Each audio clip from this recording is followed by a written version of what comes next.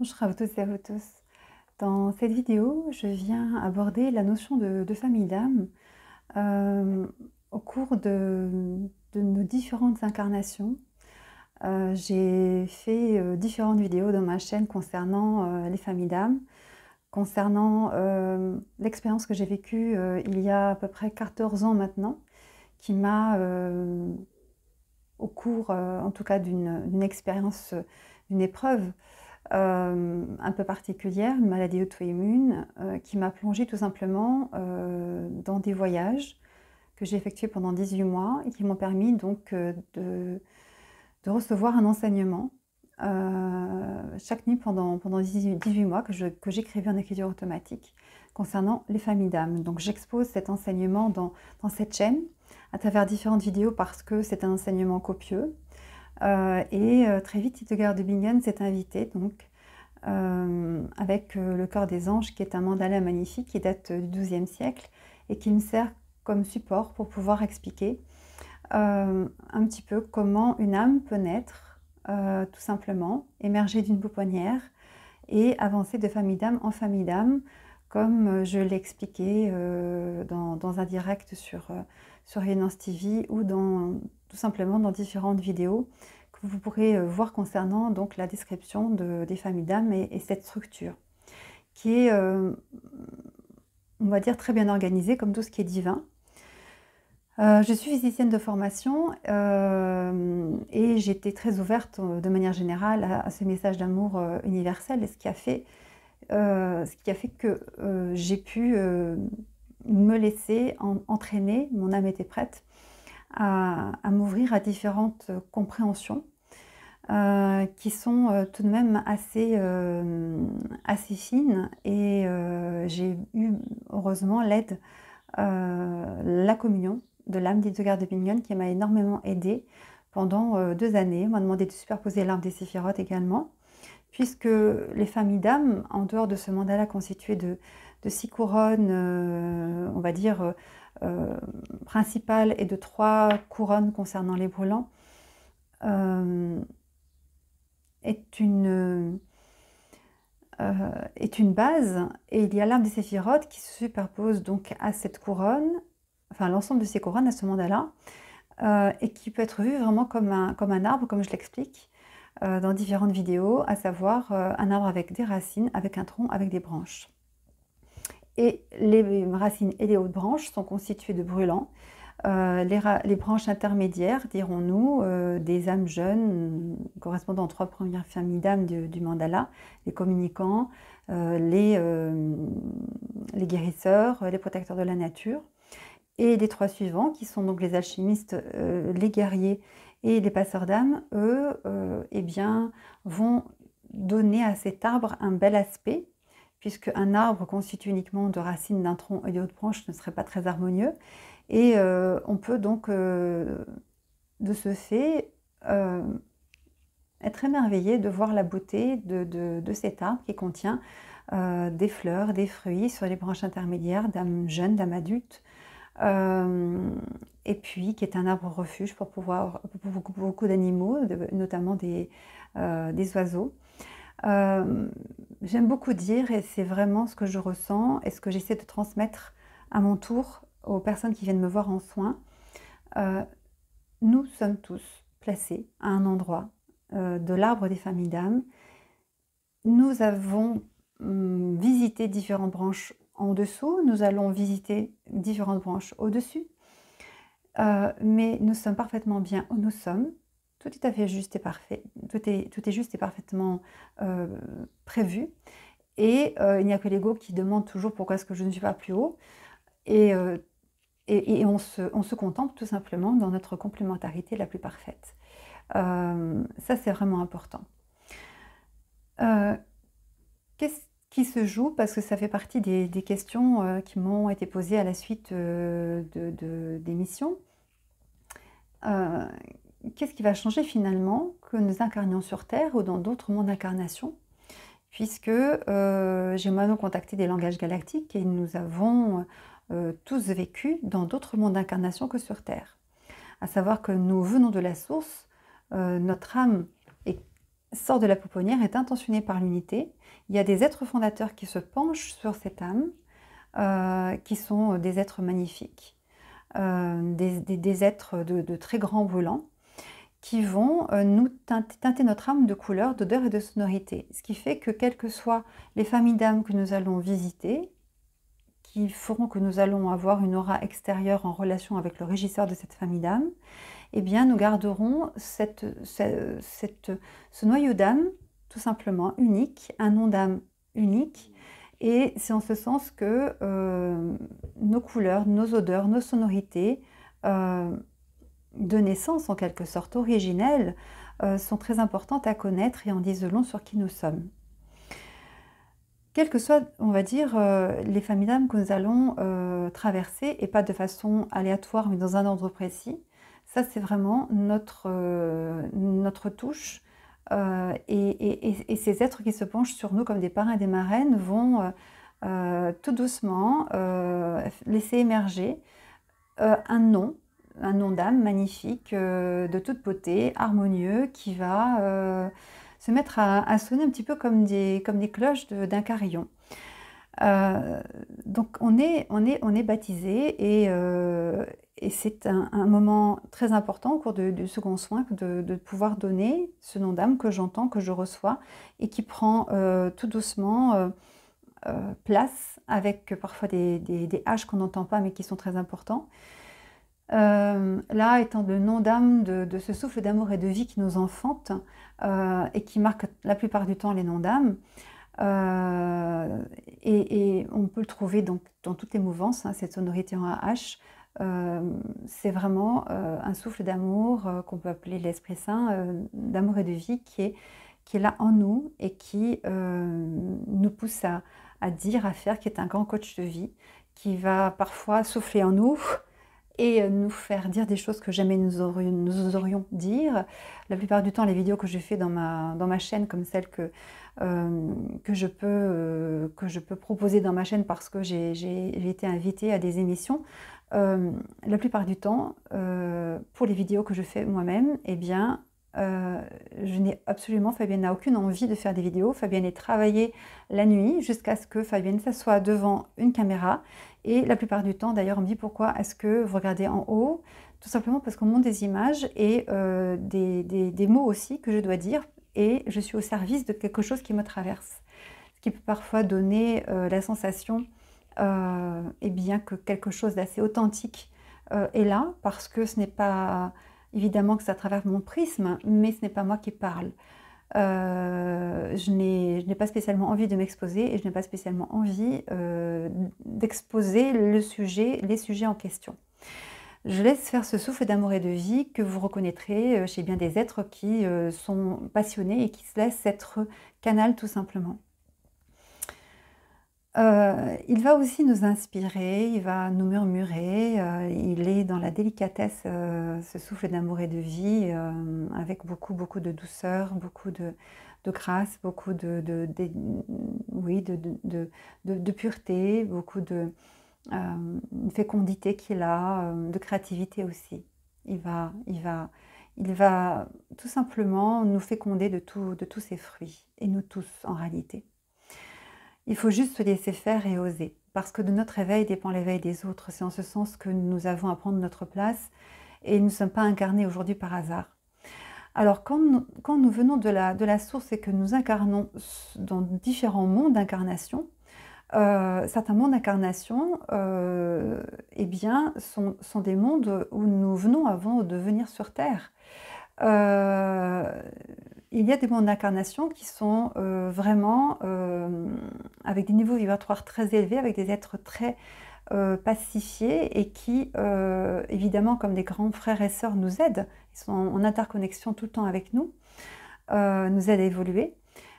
Et là, ce sont quand même des êtres qui sont dans la sagesse et qui sont issus des familles d'âmes les plus expérimentées qui soient de la source, à savoir des brûlants la plupart du temps, quelques passeurs d'âmes, quelques guerriers, quelques alchimistes, mais ce ne sont pas des jeunes âmes qui vont habiter dans ces mondes-là. Je vois parfois des personnes qui, lorsque je leur parle de de leur essence, à savoir le fait d'être brûlant, parce que ce n'est pas vraiment une famille d'âmes, les brûlants appartiennent à deux familles. Je vous renvoie aux vidéos qui sont dans ma chaîne, à la fois aux guides et aux sages s'ils sont trônes, aux guides s'ils sont chérubins, donc gardiens de connaissances, séraphins, s'ils reçoivent, transmettent et pratiquent. Il y a les séraphins donc éthérés, proches de Métatron, et ancrés, proches de Sandalphon, qui sont des chamans, et qui sacralisent la matière. Tout séraphin va être chaman à un moment donné, tout chaman est un séraphin. Et parfois, des personnes qui viennent me voir en soins, qui sont séraphins, me disent surtout, ne me dites pas que je suis brûlant parce qu'ils sentent derrière qu'il y a une responsabilité. Beaucoup de brûlants viennent me voir actuellement. Et me disent, mais vous savez, le chamanisme ne parle pas. Et en réalité, le chamanisme tel qu'il se vit sur Terre ne leur parle pas. Parce qu'ils ont vécu dans d'autres mondes d'incarnation, des mondes étoilés. Et tout simplement, que ce soit aussi bien sur Sirius, ou que ce soit dans les Pléiades, ou que ce soit dans d'autres mondes d'incarnation, ils ont une relation au monde minéral, végétal et animal autre, et ils ne se reconnaissent pas, en tout cas ils ne reconnaissent pas la connexion à la nature telle qu'elle est vécue sur Terre. Et donc il y a des blocages de mémoires chamaniques qui sont, en tout cas des mémoires chamaniques qui sont à nettoyer, de manière à ce qu'ils arrivent à se reconnecter à parfois des vies beaucoup plus éthérées et des relations à ces différents règnes beaucoup plus pacifiées. Et cela, c'est vraiment typique de vie que nous avons pu avoir dans d'autres mondes d'incarnation. Et nous venons sur Terre pour apporter justement cette conscience, ces outils-là, fins, alors que je parle de chaman. Et à ce moment-là, je vois que les êtres arrivent à se décrisper et se rapproprier des outils. Et ils viennent d'ailleurs semer des graines, évidemment, sur Terre avec cette vision-là. Ce qu'il faut comprendre, c'est que nous soyons incarnés dans différents mondes d'incarnation autres que la Terre, que nous aurions passé plein de vies en tant que Vénusiens, en tant qu'Arcturiens, en tant que... peu importe, nous remontons à la source. Ce processus se fait chaque nuit. Il y a des êtres, alors je parle de voyage astral et pas de décorporation, il y a des êtres qui s'en souviennent, il y a des êtres qui ne s'en souviennent pas, mais nous sommes tout le temps reliés à notre moi supérieur et à la source. Lorsque j'ai fait ces voyages à la source il y a 14 ans de cela, pendant 18 mois, et j'en ai évidemment refait depuis, en m'en souvenant, et en recevant d'autres informations, eh bien, je voyais comme des ascenseurs de lumière et des êtres qui venaient, parfois des êtres décédés, et parfois des êtres qui remontaient tout simplement parce que c'était le moment de revenir pour la nuit, de se ressourcer, d'aller à la pouponnière, de recevoir ce souffle d'amour et de vie, de se régénérer, de pouvoir communier aussi avec leur alter ego, c'est-à-dire un être qui est un peu un jumeau, dans la mesure où il a un nom d'âme très très proche du nôtre, à une sonorité près. Il est sorti de la pouponnière à peu près en même temps que nous. Et c'est un peu comme deux enfants qui sont dans la cour de récréation d'une crèche ou d'une maternelle et qui vont se tenir la main pour l'éternité. Et donc nous avançons ensemble, de famille d'âme en famille d'âme, en allant visiter des mondes d'incarnation différents, mais la nuit nous revenons à la source. La source n'est pas un endroit où nous allons remonter à la fin de notre évolution. Nous sommes enfants de la source, nous allons nous incarner dans différents mondes d'incarnation et nous allons remonter à la source et repartir, et remonter et repartir, et expérimenter parfois différentes familles d'âmes dans différents mondes d'incarnation, parfois le même. Parfois ça peut être sur Terre, pendant énormément de vies, et dans d'autres mondes d'incarnation, dans énormément de vies, revenir sur Terre, ainsi de suite. Donc nous n'avons pas vraiment une origine galactique. Nous avons tous une origine divine, c'est-à-dire que nous sommes issus de la source. Notre maison est la source. Et que je communie beaucoup avec certains sages sur Sirius. Des langages galactiques sont venus comme plein d'autres aujourd'hui, je ne suis pas une exception. Aujourd'hui, beaucoup d'êtres osent laisser leur âme chanter et ces langages s'installer tout simplement, et ils ont un but très précis, c'est de nous permettre tout simplement déjà de nous remémorer ce que nous avons vécu dans d'autres mondes, et c'est aussi utiliser ces langages qui sont des langages d'harmonisation, qui sont des langages de guérison. Ça, c'est vraiment important. Qui nous avons été tout simplement au cours de nos différentes vies, fait que nous avons une expérience particulière et que nous avons à évoluer et à travailler, bien entendu, toujours et toujours, mais nous sommes là et nous sommes sur Terre actuellement pour pouvoir, fort de nos expériences dans d'autres mondes d'incarnation, nous sommes sur Terre pour pouvoir accomplir un plan particulier qui dépasse largement notre mission de vie. Là, on est dans la mission d'âme, c'est-à-dire qu'une mission de vie concerne une incarnation, une mission d'âme concerne un plan dans lequel nous engageons avec des contrats d'âme, souvent à plusieurs, pouvoir tout simplement intervenir sur Terre, plusieurs êtres faisant partie de notre même famille d'âme, nous suivant sur Terre, ou nous suivant dans d'autres plans d'incarnation, dans d'autres mondes d'incarnation, et intervenant donc de façon massive pour pouvoir aider la Terre à tout simplement eh bien, s'élever. On parle de passage de la 3D à la 4D, de la 4D à la 5D, ainsi de suite. Il y a des mondes d'incarnation qui sont excessivement altérés, c'est-à-dire qui sont déjà dans des mondes d'incarnation, dans des vibrations excessivement hautes. Mais j'oserais vous dire, quand on est à la source en réalité, il n'y a pas une source pour des êtres galactiques issus de Vénus, il n'y a pas une source différente, c'est la même. Il y a une grande maison pour tous ces mondes, et pourtant il y a des univers, il y a des multivers, il y a énormément de mondes d'incarnation, il y en a une quantité phénoménale. Mais il y a une vision de la source qui est, on va dire, pratiquement aussi multiple qu'il y a d'âmes incarnées. Il y a cependant des constantes, c'est-à-dire que tout se passe, tout peut se comprendre, ou tout peut se voir, tout dépend de la façon dont nous observons, tout dépend de notre plan d'observation. Tout dépend de l'endroit où nous sommes, tout dépend tout simplement qui nous sommes. Il faut savoir que les brûlants naissent brûlants de toute éternité. Ce sont des êtres qui, alors il n'y a pas de temps, mais qui sont des âmes particulièrement expérimentées, qui ont été créées et qui sont dans la sagesse, qui sont dans la connaissance, on parle d'annales akashiques, je parle des chérubins, et qui sont aussi dans, pour les séraphins, des êtres qui sont un peu des guerriers de l'unité et qui sont là, gardiens de valeurs très fortes, qui vont aller dans le monde, dans les mondes d'incarnation, quels qu'ils soient, pour pouvoir œuvrer et pour pouvoir vraiment guider, pousser d'autres êtres à œuvrer. Il y a des mondes d'incarnation excessivement élevés où, on va dire, le corps physique n'existe plus. Mais là, on a vraiment affaire à des êtres quasi solaires et qui sont tout simplement de même nature que les brûlants que nous pouvons rencontrer à la source. Ça, c'est juste le mental qui a du mal avec cela. C'est parce que différentes, on va dire, différents mondes d'incarnation sont habités.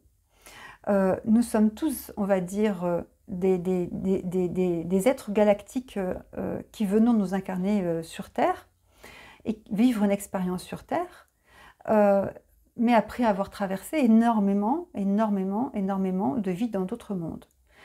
Alors, qu'est-ce qui fait notre identité, mis à part notre nom d'âme et mis à part le fait que nous venons tous de la même source et que nous retournons tous à la même source, pour pouvoir nous rappeler qui nous sommes, quel est le sens de notre mission, quels sont les êtres qui nous entourent, nous réajuster sans cesse avec cet alter ego qui est là et qui peut vivre dans d'autres mondes ou qui reste à la source, mais en tout cas qui ne s'incarne jamais avec nous, qui n'a jamais de karma en commun et donc avec qui nous pouvons fusionner à la source lorsque nous nous retrouvons. À la source la nuit, donc il y a 14 ans, pendant 18 mois, je faisais des rencontres d'êtres qui venaient de différents mondes d'incarnation. Et je les voyais du point de vue de l'âme, et non pas du point de vue de leur apparence physique. Et je les voyais en fonction de leur essence. C'est-à-dire que c'était un brûlant que je voyais, ou c'était un guerrier que je voyais, ainsi de suite. on ne se matérialise pas à la source. On se ressent. On ressent, on voit l'aura, on se ressent vibratoirement parlant, on sent l'odeur de sainteté de l'être, on voit voilà, ces couleurs, ces sonorités, une symphonie, comme dirait Hildegard de Bingen. Mais nous n'avons pas des âmes particulières parce que nous vivons nous vivons dans le monde des Pléiades où nous sommes vénusiens ou nous sommes terriens. Non. La seule différence, c'est que nous ne pouvons pas forcément expérimenter l'ensemble des familles d'âmes dans tous les mondes d'incarnation. Il y a des mondes d'incarnation qui ont atteint des degrés d'évolution tels qu'en réalité, pratiquement seuls des brûlants y vivent, avec des passeurs d'âmes et des guerriers, pacifiés, mais qui sont là. Pour d'autres, eh bien, ce sont des êtres pratiquement de paix et de soins. Et pour beaucoup. Quand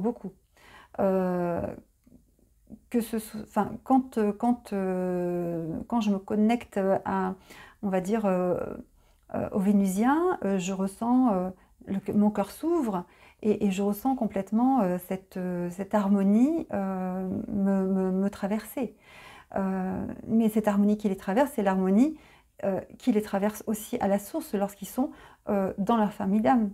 Ce sont des êtres qui ont des particularités, ce sont des êtres qui transpirent on va dire, cette capacité à entourer de façon très douce, parce que tout simplement, ils ont été,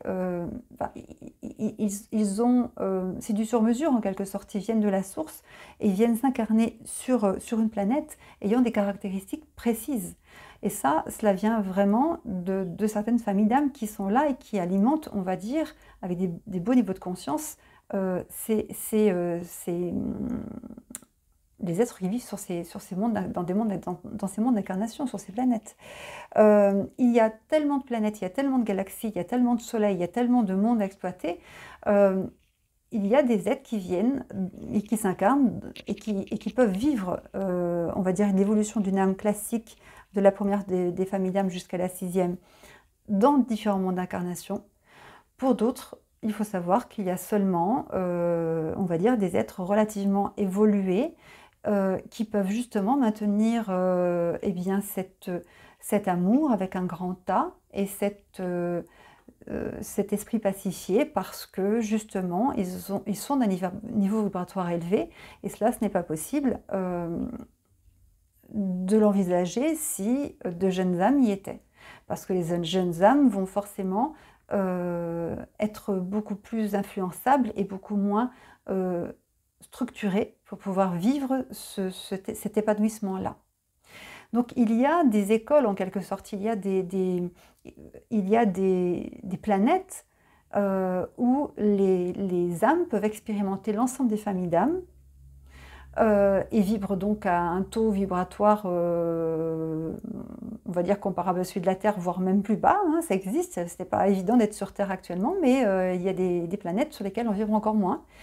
Et ce ne sont pas forcément Enfin, c'est pas une punition, ce qu'il faut comprendre, c'est que c'est fort de l'ensemble de nos mémoires de vie passée que l'on peut comprendre qu'on a fait un choix, qui est le choix de venir aider,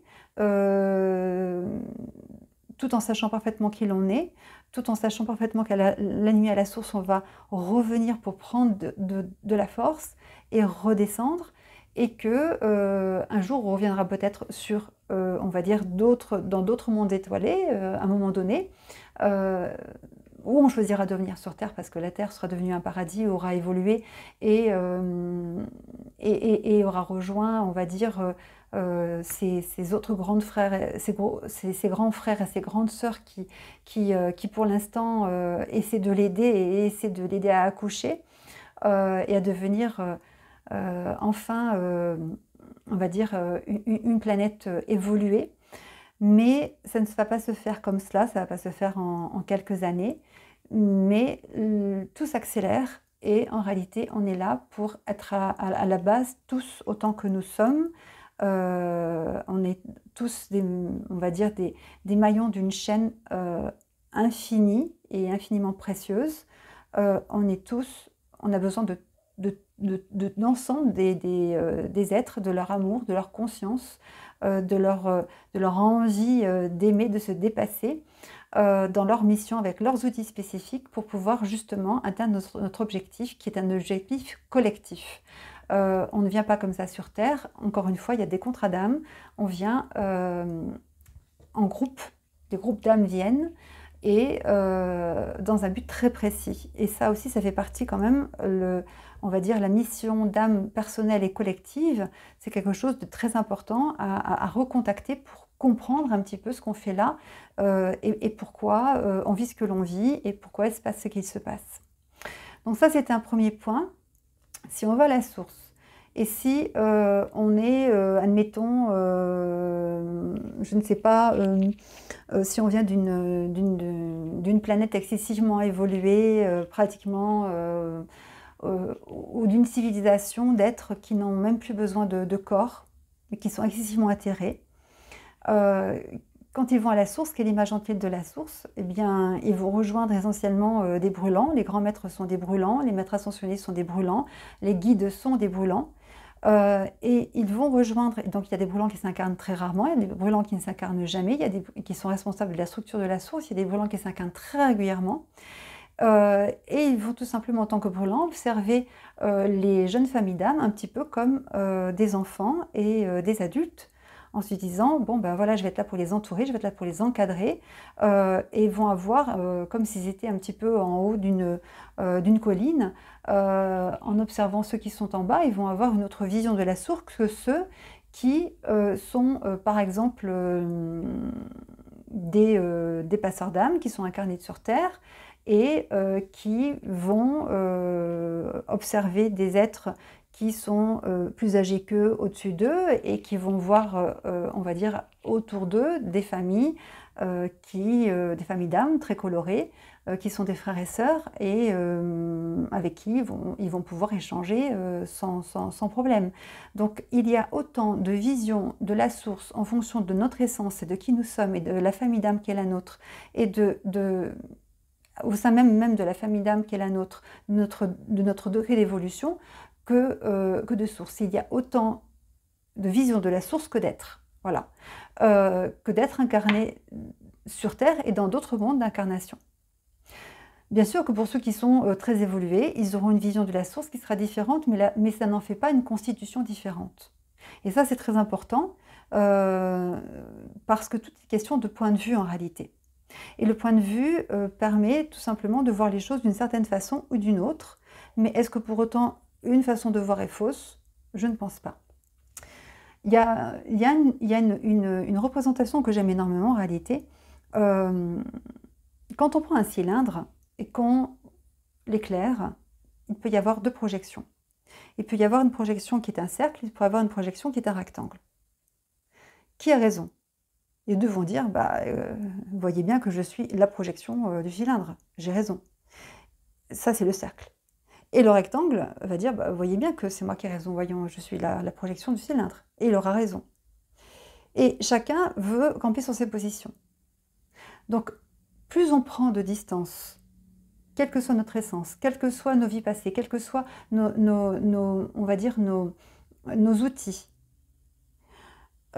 plus on prend de distance, plus on comprend qu'en réalité, eh bien, chacun a raison. Et c'est justement pour cela que l'ensemble des témoignages et des visions de la source réunies, c'est l'ensemble de ces visions qui nous rapprochent tout doucement d'une forme de vérité que personne ne pourra jamais atteindre. Et c'est pour ça que je dis à chaque fois, j'ai pu, dans la tribu de Métatron, le jardin d'Éden, j'ai parlé de nom, alors j'ai parlé d'Hawa, je ne savais pas, Hawa étant l'arbre de la sagesse, ou Awen, bon, en vision des chamans, je me suis rendu compte qu'Awen était une façon de se saluer aussi, et que ça avait une origine bretonne, mais ça j'ai découvert. Mais pour Hawa, quand j'ai vu Avatar, des années après, et qu'ils ont parlé d'Ewa, de cet arbre magnifique, je me suis dit, mais quel film inspiré! Il y a beaucoup de films quand même qui sont là pour essayer de nous faire comprendre, de nous montrer c'est-à-dire des images, des schémas, euh, euh, oui, des notions qui vont naître dans l'esprit, on va dire, en tout cas l'âme va se manifester, et cet esprit fécond euh, va pouvoir créer un monde à travers un film, évidemment, hein, à travers des images, qui va nous émouvoir parce que ça nous rappelle quelque chose que nous avons pu vivre ou vers lequel notre âme tend. Tout simplement parce que c'est un film inspiré. Le cinquième élément est un film inspiré. En tout cas, son message est un film inspiré. Seul l'amour peut sauver de tout. Et ce cinquième élément est tellement bien représenté. Euh, Avatar est un film inspiré. Et quand j'ai entendu Ewa, ce sont d'autres personnes qui m'ont dit, mais Ewa, parce que j'en ai parlé depuis peu, de cette partie-là, des informations que j'ai reçues dans cette partie-là du voyage, c'est-à-dire dans les derniers mois. Parce que je devais faire un direct et parler du Jardin d'Éden, et c'est ce qui nous attend. L'Esprit va venir et va tout simplement descendre sur Terre, et ce Jardin d'Éden va pouvoir s'incarner. Le Jardin d'Éden est constitué d'âmes toutes anciennes, qui peuvent s'incarner dans des mondes d'incarnation juste magnifiques, mais qui prend racine au sein même du cœur de la source. Et il vient s'incarner dans différents mondes d'incarnation pour la Terre l'attend en tout cas. Donc ça, c'est quelque chose qui me tenait à cœur de dire parce que il n'y a pas autant de sources qu'il y a de mondes d'incarnation. Et il n'y a pas de vision forcément différente dans la mesure où, évidemment, si des êtres sont excessivement belliqueux et guerriers, eh bien, ils vont monter à la source, mais ce ne sont pas forcément des âmes excessivement avec un niveau vibratoire très élevé. Et ils vont rejoindre des familles d'âmes et ils vont remonter comme ils remonteront, tout doucement. Là aussi, il faut savoir qu'il y a beaucoup d'âmes qui restent dans le bas astral. Parce que beaucoup ont peur du jugement. Combien d'âmes j'ai croisé qui parfois restaient des siècles. Il m'est arrivé d'aller dans un lieu et j'avais absolument pas envie d'entendre ce que j'entendais, et j'avais pourtant un être qui passait et qui venait et qui passait et qui venait et qui était encore dans un esprit de vengeance qui ne voulait absolument pas remonter à la source. J'ai aidé cet être, je lui ai expliqué que sa famille avait été massacrée il y avait très très longtemps, que ça ne servait à rien, qu'il pourrait rester là très longtemps, il était en tout cas piégé. Et c'est ça, oui, l'enfer, c'est d'être tout simplement piégé, de ne pas pouvoir remonter à la maison, parce que des ascenseurs de lumière nous attendent, et on peut très bien ne pas les prendre. Et combien de fois on fait remonter des êtres qui sont restés dans des lieux, qui sont restés dans l'aura d'être aussi, parce qu'ils n'ont pas voulu repartir, mais il y a ceux qui vont rester, qui vont stagner, et qui vont au bout d'un moment être pris en charge par les êtres sur Terre et des êtres de lumière évidemment qui travaillent avec eux pour les aider à ascensionner. Quand quand l'amour de l'amour leur a été envoyé et qu'ils n'auront plus peur d'être jugés parce qu'on n'est pas jugé, en réalité c'est l'âme qui se juge en traversant cette lumière christique magnifique et qui fait le point entre on va dire ce qu'elle s'était fixé comme intention et ce qu'elle a réellement vécu, et qui va repartir avec l'envie d'aimer encore plus. Donc c'est tout cela qui se joue. Et donc certains êtres vont passer par des sas, on va dire, vibratoires, tout doucement, tout doucement, tout doucement, jusqu'à une remontée, je parle des personnes décédées, jusqu'à ce qu'ils puissent remonter à la source. Ça, c'est l'accompagnement des êtres qui décèdent. J'ai fait une vidéo à ce sujet dans ma chaîne. Lorsque mon père est décédé, j'ai eu la chance d'être entourée par quelqu'un qui accompagnait les personnes décédées, et j'ai pu aider mon père. J'ai pu lui parler parce que c'est un passage particulier. Mais il y a des êtres qui restent en effet dans le bas astral parce qu'ils sont dans les peurs, ils sont pris dans une forme d'égrégore. Ça, c'est vraiment pour essayer de répondre à un maximum de questions qui m'ont été posées à l'issue de cette émission sur TV Rayonnance, à savoir donc 18 mois passés à la source, à la rencontre des familles d'âmes. pour essayer de donner un éclairage aux personnes qui m'ont posé ces questions et qui n'ont pas pu avoir un temps de parole pendant l'émission, et qui m'ont posé des questions aussi voilà, par mail, des patients aussi que j'ai et avec qui je m'entretiens de ce genre de conversation parce qu'ils ont vécu dans d'autres mondes d'incarnation et que je leur explique un petit peu comment ça se passe. Cette remontée à la source, pour l'avoir vécu, pour l'avoir vu, pour avoir eu aussi, parce que c'est très important d'avoir un support visuel, ce n'est pas pour enfermer les aides dans ce support, parce qu'en réalité, il n'y a rien de plus poétique que ce que l'on peut vivre à la source. Donc, je ne me fais qu'une modeste porte-parole de ce que j'ai pu vivre. C'est avant tout une expérience humaine qui a été la mienne. Et je ne suis absolument pas là pour dire que je détiens la vérité, mais pour expliquer ce qu'on m'a demandé de transmettre, parce qu'on me l'a demandé en écriture automatique très particulière, parfois en ne regardant même pas le papier, en étant vraiment cloué avec un être qui, dans une forme de télépathie, me faisait écrire mot après mot. Donc cette expérience m'a vraiment énormément marquée et cette responsabilité, je l'ai longtemps refoulée jusqu'à ce que je rencontre Hildegard de Bingen, un être magnifique, tellement pleine de tempérament, qui à 70 ans partait à cheval pour tout simplement aller prêcher dans des cathédrales. C'est une femme incroyable. Et cette force et cette fougue, elle la donne à tellement d'êtres aujourd'hui. Je ne suis pas la seule à parler d'Hildegard de Bingen, c'est une figure de proue. C'est une femme excessivement inspirante, précurseur à l'esprit chamanique, magnifique séraphine, qui a œuvré, qui continue à œuvrer, tout simplement.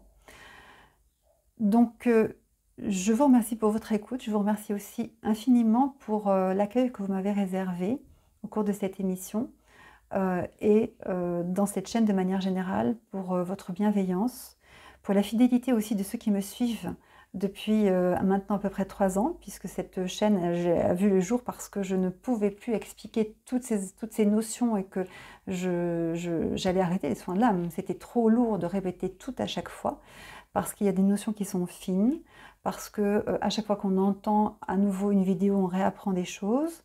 Parce que moi-même, parfois, je rajoute aussi des éléments et je fais des vidéos en relation avec ces vidéos. Mais c'est une véritable initiation qui prend du temps, comme toute initiation, et qui donc m'a amené à créer une chaîne dédiée aux personnes recevant des soins de l'âme, tout simplement, de manière à ce qu'ils puissent être autonomes et écouter et réentendre l'ensemble des informations que je peux leur distiller, mais qu'ils aient une vue d'ensemble avant tout. Parce que c'est une notion très fine que cette notion de famille d'âme, quel que soit l'endroit, notre lieu d'incarnation, que ce soit sur Terre ou dans d'autres mondes d'incarnation, et il y en a tellement, on ne peut pas les compter, on se retrouve, on se reconnaît, on peut vibrer très très haut, être vraiment d'essence brûlante. On peut être guerrier dans différents mondes d'incarnation, être passeur d'âme dans différents mondes d'incarnation, être alchimiste dans différents mondes d'incarnation. On ne veut pas être de jeunes âmes partout non plus, parce qu'il y a des mondes tellement éthérés qu'ils n'y trouveraient pas leur place et que cette forme de sagesse, on l'acquiert justement tout simplement en ayant une corde de plus à notre arc ou à l'arpe que nous sommes tout simplement au bout du bout lorsque nous avons atteint notre degré tout simplement ultime d'élévation. À savoir lorsque nous sommes issus de la pouponnière principale, traverser 6 familles d'âmes pour pouvoir communier avec les brûlants, partager les connaissances des brûlants. Il n'y a pas de lieu de scission à la source. Il n'y a pas vraiment non plus il n'y a pas de hiérarchie au sens où on l'entend, ça c'est l'ego. Il y a juste parfois des points de vue. Si on se place du point de vue d'un brûlant, d'un grand-père, comment va-t-il voir la source? Évidemment autrement qu'un enfant qui va voir la source et qui va même être coupé de l'ensemble de la profondeur de la source. Donc ça, c'est vraiment important de comprendre qu'en réalité, c'est souvent notre mental qui veut tout comprendre et tout hiérarchiser. Et il y a autant de visions de la source qu'il y a d'êtres, qu'il y a de points de vue possibles, tout simplement. Et c'est cela qui est important et qui fait la richesse évidemment eh bien, des interventions de chacun et de chacune, puisque ces interventions et ces visions sont complémentaires. Ça vraiment, ça me tenait à cœur de pouvoir, aller un petit peu plus loin dans les notions que j'ai pu donner. Alors, je remercie aussi, ceux qui par mail des amis, musulmans, m'ont dit que, ben, Hawa, eh bien, est le nom d'Ève et signifie vie. Il n'y a absolument aucune scission, entre, ce qui m'intéresse, c'est vraiment le message d'amour universel. Et il y a toujours, toujours, toujours des petits clins d'œil comme ça qui sont faits, parce qu'en réalité, l'homme a beau vouloir diviser au sein même de dogmes, l'amour rassemble, l'amour fédère, et moi c'est cela qui m'intéresse, c'est de fédérer, c'est de rassembler en toute humilité, euh, sachant que moi je sais, plus je sais, pardon, et moi je sais, et que c'est avec toujours beaucoup d'humilité qu'il faut aborder certaines notions. Mais lorsque on est missionné, on est tous missionnés, oser avancer avec force et foi, parce que si nous la perdons, cette force, cette foi et cette lumière, eh bien, qui fera grandir le monde d'aujourd'hui et de demain, tout simplement. Et nous sommes tous invités à ce beau programme, et le monde nous attend. Donc, et nous sommes aussi très, très, très surveillés par des grands frères et des grandes sœurs qui sont là, parce que nous nous élevons, nous nous élevons, nous nous élevons. Et c'est juste merveilleux. Nous avons choisi tout simplement de visiter une planète et un moment particulier de son évolution. Et nous sommes responsables de ce que nous allons, de ce que nous allons en faire, de ce que nous allons amener, de ce que nous allons essayer de faire émerger pour nous et pour nos enfants. C'est juste une très belle aventure si nous prenons un peu de recul. Et le but, c'est de ne pas se laisser envahir par la sinistrose et par des êtres de pouvoir qui veulent contrôler. Le contrôle, c'est vraiment l'opposé de l'amour. Il ne faut pas rentrer là-dedans. Il faut au contraire transmuter tout cela et essayer de voir toujours au-delà d'eux, d'avoir la vision de l'aigle. C'est très important. De garder toujours espoir et de voir que la lumière triomphe de toute façon toujours. Je vous remercie pour votre écoute, pour votre fidélité, pour tous vos mots touchants. Et je me permets de vous embrasser tous. À très bientôt.